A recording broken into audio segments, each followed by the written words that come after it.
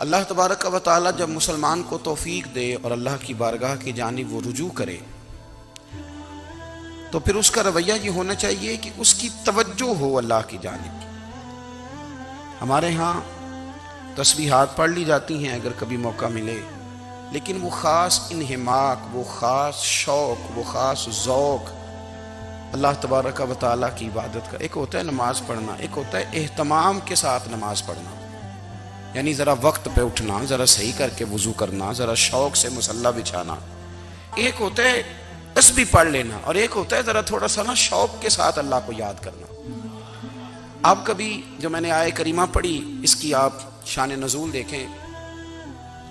نبی کریم صلی اللہ تعالی علیہ وسلم کے نا کچھ صحابہ اللہ کی محبت کے شوق میں حضور کی بارگاہ میں حاضر ہوئے.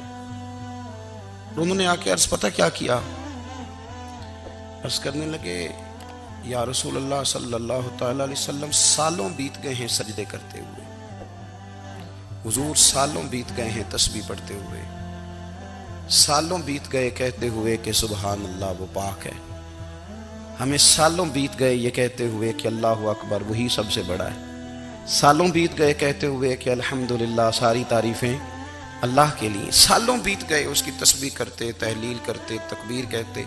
حضور اب نہ ہمارا اپنے رب سے ملنے کو جی چاہتا ہے.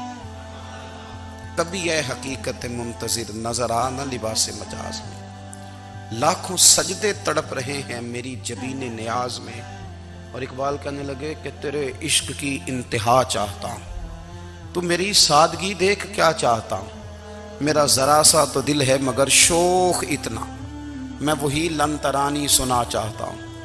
میرا بھی دل کرتا ہے کہ اللہ میں تجھے کہوں میں تجھے دیکھنا چاہتا ہوں جس طرح حضرت موسیٰ کلیم علیہ السلام نے کہا تھا، اور تو مجھے کہے کہ لن ترانی تو نہیں دیکھ سکتا، ذرا سا تو دل ہے مگر شوق اتنا، میں بھی وہی لن ترانی سنا چاہتا ہوں. پھر کہنے لگے بھری بزم میں راز کی بات کہہ دی، بڑا بے ادب ہوں سزا چاہتا ہوں. دیکھو سب لوگوں کے بیچ ہی میں نے یہ کہہ دیا. میرے عزیز صحابہ نا شوق میں، کتنے سارے لوگ ہیں آپ، کتنی ماشاءاللہ بڑی تعداد میں آپ آئے.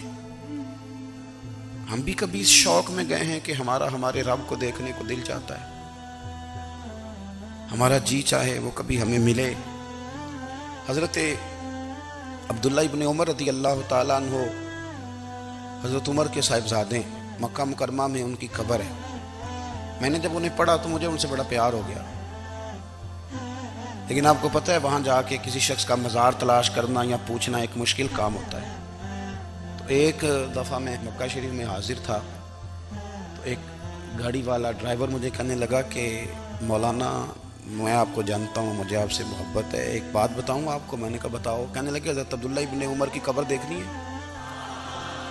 میں نے کہا یہ تو نہیں کہہ رہا، یہ کسی نے بندوبست کرایا ہے، یہ اللہ نے تیرے دل میں بات ڈالی ہے، یہ ہو گیا تو لے چل مجھے. حضرت عبداللہ ابن عمر کو نبی پاک نے فرمایا تھا راجل صالح، یہ نیک بندہ ہے، یہ متقی آدمی. حضرت عبداللہ ابن عمر رضی اللہ تعالیٰ عنہ سیدنا فاروق اعظم رضی اللہ تعالیٰ عنہ کے صاحبزادے ہیں، اور ان کی ہمشیرہ سیدہ حفصہ رضی اللہ تعالیٰ عنہ حضور کی زوجہ محترمہ. ایک دن اپنی ہمشیرہ سے کہنے لگے کہ نبی کریم صلی اللہ تعالیٰ علیہ وسلم گھر میں آئے نا، اور اگر حضور غم امت میں پریشان نہ ہوں، طبیعت کو حشاش بشاش دیکھو، تو ذرا پوچھنا تو صحیح حضور کا میرے بارے میں کیا خیال ہے، پوچھنا تو صحیح کہ کریم کی بارگاہ میں میرا کیا مقام ہے، میرے بارے میں حضور کیا فرماتے ہیں. اب بہن کو کام بتائے، اور بتائے بھی بھائی، اور پھر بہن وہ کام نہ کرے، یہ تاریخ میں ہوتا نہیں. حضرت عمر فاروق رضی اللہ تعالیٰ عنہ کی صاحبزادی ام المومنین رضی اللہ تعالیٰ عنہ فرماتی ہیں کہ میں تو بس منتظر تھی. انہوں نے تو کہا تھا نا کہ اگر تم حشاش بشاش دیکھو تو بات کرنا، لیکن حضور تشریف لائے، میری باری تھی، میرے گھر تشریف لائے، کھانا پیش کیا تو فوراً میں نے عرض کی حضور ایک بات پوچھنی تھی. تو حضور نے فرمایا پوچھئے. میں نے عرض کی حضور میرے بھائی عبداللہ ابن عمر کے بارے میں آپ کا کیا خیال ہے؟ نوجوانوں میری بات پہ غور کرنا، میرے بھائی کے بارے میں آپ کا کیا خیال ہے؟ تو نبی کریم صلی اللہ تعالیٰ علیہ وآلہ وسلم نے میری طرف دیکھا، اور پھر حضور زیر لب تھوڑا مسکرائے. اور بریلی کے امام کہتے ہیں کہ حضور مسکرا دیتے تھے نا تو جو بڑا دکھی ہوتا تھا وہ بھی ہنس پڑتا تھا. اب سوال پیدا ہوتا تھا کہ پھر تو اس مسکراہٹ کے لیے انتظار کرنا پڑتا ہوگا کئی کئی مہینے کہ حضور مسکرائیں تو رونے والے ہنسیں، تو اعلیٰ حضرت فرماتے نہیں، انتظار نہیں کرنا پڑتا، یہ مسکراتے رہنا تو حضور کی عادت ہے۔ جس کی تسکین سے روتے ہوئے ہنس پڑے اس تبسم کی عادت پہ لاکھوں سلام۔ یعنی یہ تو عادت ہے حضور کی مسکراتے رہنا، اس کے لیے انتظار نہیں کرنا پڑتا۔ بھائیو آپ خیال رکھیں گے، غور کریں گے، حضرت عبداللہ ابن عمر رضی اللہ تعالیٰ عنہ کے بارے میں پوچھا تو سیدہ فرماتی ہیں کہ نبی کریم صلی اللہ تعالیٰ علیہ وسلم نہ زیر لب مسکرائے اور فرمائے حفصہ تیرا بھائی ہے تو اچھا، لیکن میں نے سنا ہے کہ عشاء کی نماز پڑھتا ہے تو فجر تک سویا ہی رہتا ہے۔ او نوجوانوں، 10 بجے تک سونے کی بات نہیں ہوئی، 9 بجے تک سونے کی بات نہیں ہوئی، 11 بجے اٹھنے کی بات نہیں۔ حضور فرمانے لگے میں نے سنا ہے کہ عشاء کی نماز پڑھ کے سو جاتا ہے اور فجر تک سویا ہی رہتا ہے، اسے چاہیے کہ تہجد کے وقت اٹھا کرے، اللہ کی بارگاہ میں حاضر ہوا کرے، آہوزاری کرے، سجدے کرے، عبادت کرے، اٹھتا ہے اور فجر میں جا کے اٹھتا ہے۔ حضرت جناب حفصہ رضی اللہ تعالیٰ عنہ کہتی ہے میں نے جناب عبداللہ ابن عمر کو پیغام دیا اور میں نے کہا میرے جوان بھائی سن، نبی پاک نے فرمایا ہے تو اچھا پر تہجد میں نہیں اٹھتا، نفل نہیں پڑھتا۔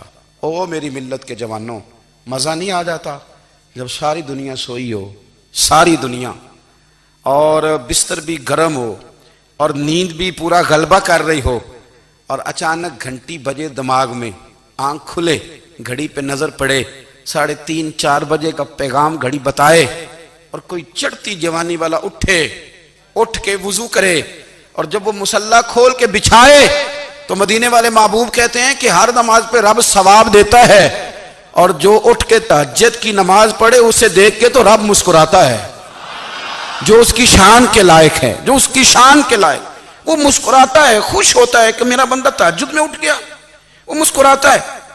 کاش ہماری صبحیں کبھی اپنے مالک کے نام ہو جائیں۔